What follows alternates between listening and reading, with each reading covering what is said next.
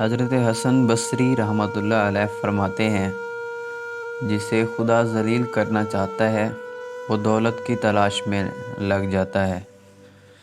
جو شخص خدا کی اطاعت کرتا ہے اسے دوست رکھو، کیونکہ صالح شخص کو دوست رکھنا حق تعالیٰ کو دوست رکھنا ہے۔ غم سے روح میں توانائی آتی ہے۔ آدمی بیچارہ ایسے مکان اور سرائے پر راضی ہوا ہے جس کے حلال کا حساب دنیا ہوگا اور جس کے حرام کا عذاب سہنا ہوگا۔ جس نے دنیا کو پہچان لیا اس نے دنیا کو دشمن سمجھا۔ اگر تو چاہتا ہے کہ تیرے بعد تیری دنیا کیسی ہوگی تو دیکھ لے گا کہ دوسرے مرنے والوں کے بعد ان کی دنیا کیا بنی۔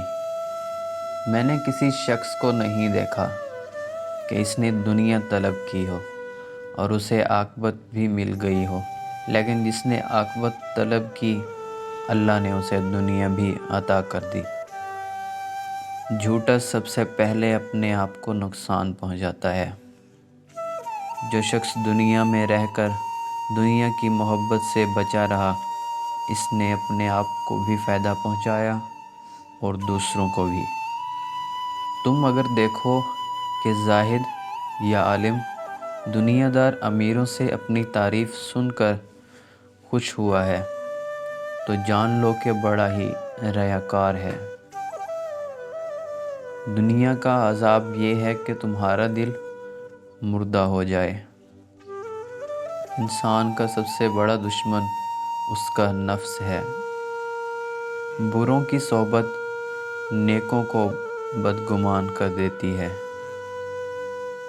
عقل مند بولنے سے پہلے اور بے وقوف بولنے کے بعد سوچتا ہے۔ 3 افراد کی غیبت جائز بلکہ امر ثواب ہے۔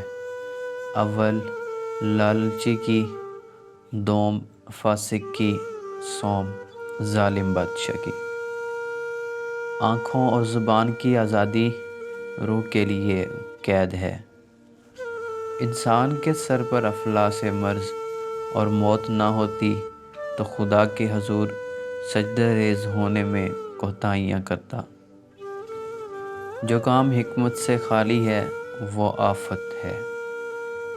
خالی پیٹ شیطان کا قید خانہ ہے اور بھرا ہوا پیٹ اس کا اکھاڑا۔